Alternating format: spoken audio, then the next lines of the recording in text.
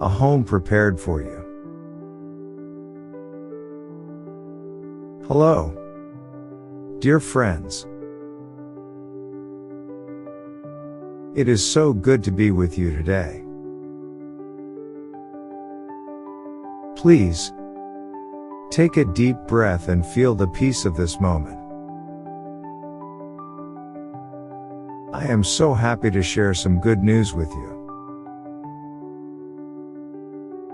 Today, we are talking about a beautiful promise that gives us great hope.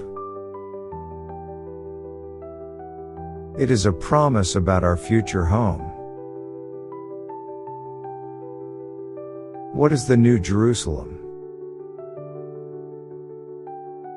Let's look closer at the New Jerusalem.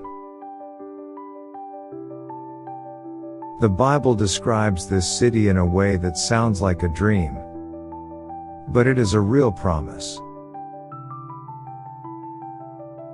It is a place of incredible beauty.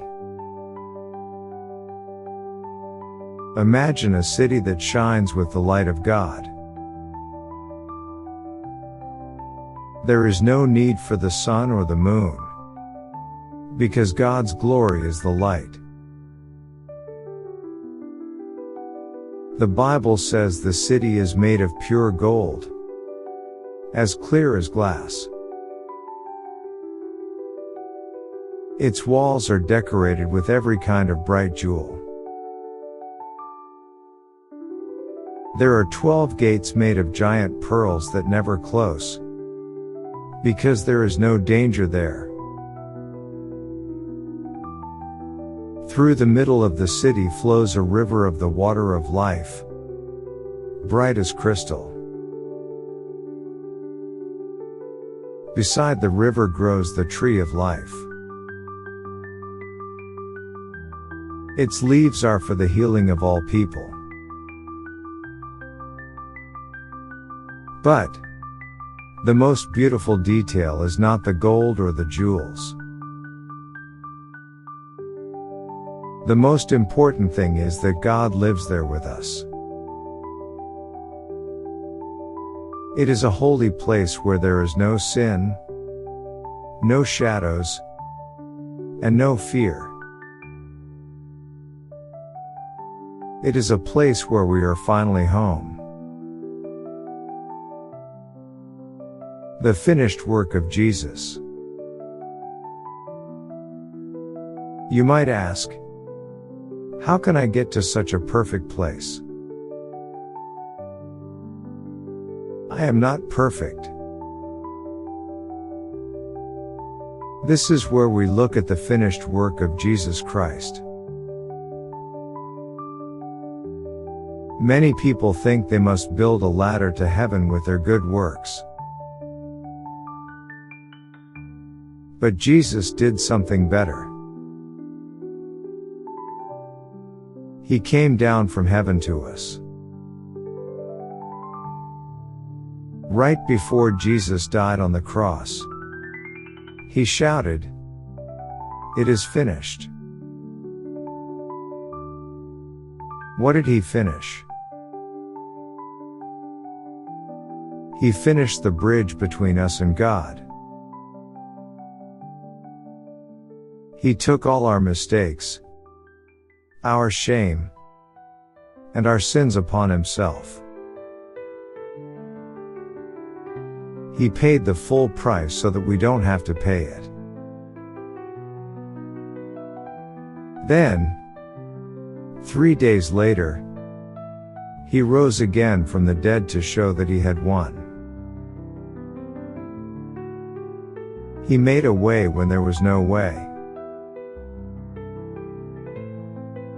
Because his work is finished, the promise of the New Jerusalem is sure.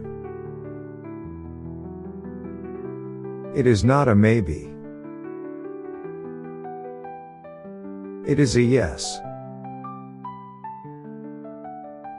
We do not enter the city because we are good.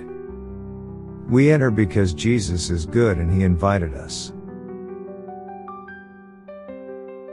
We can trust him.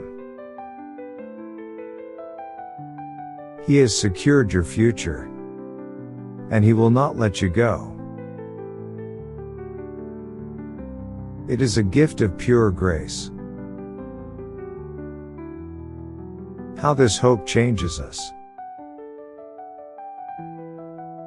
When we know that this beautiful city is waiting for us, it changes how we live today. Life in this world can be very hard. We feel pain, we see injustice, and we get tired. But the hope of the New Jerusalem gives us a quiet heart. Because we know the end of the story is full of joy, we can have peace now. We can be kind to others, even when they are mean, because we know God has been so kind to us. We can have courage to face our problems because we know these problems are only for a short time. A new, holy future is coming. A beautiful promise. The Bible gives us these sweet words to remember. God will wipe away every tear from their eyes. It also promises there will be no more death, no more sorrow, and no more pain. Think about that. Every sad thing will come untrue. Every broken heart will be healed. In the New Jerusalem, you will never feel lonely or afraid again. An invitation to rest. My friends, I invite you to trust Jesus today. You do not need to work harder to earn God's love. You already have it. You can rest in His grace. He loves you so much, and He has already prepared your room in that golden city. You can simply say, "Thank you, Jesus, for making a way for me." I hope you carry this peace with you today. May you walk with hope in your heart, knowing that a bright, beautiful, and perfect home is waiting for you. May the Lord bless you and keep you. May His face shine upon you and give you peace. Amen.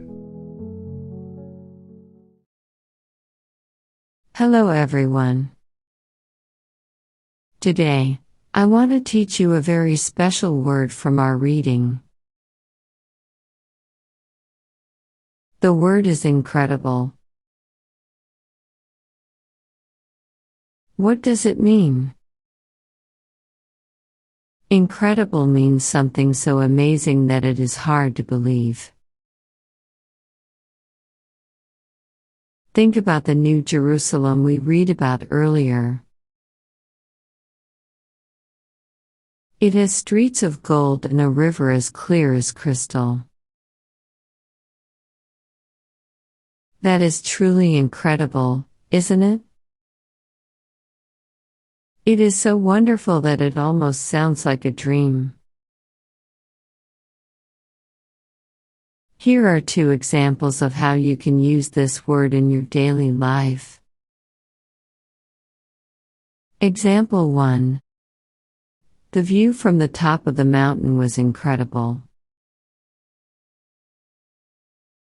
This means the view was so beautiful you could hardly believe your eyes. Example 2. She has an incredible talent for singing. This means her voice is so good that it surprises everyone who hears it. Now, if you want to use a different word with the same meaning, you can say amazing or wonderful. These are very similar. But, if something is just normal and not special at all, we use the opposite word, ordinary.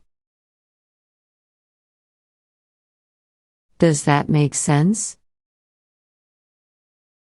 I want you to try to think of one incredible thing that happened to you this week.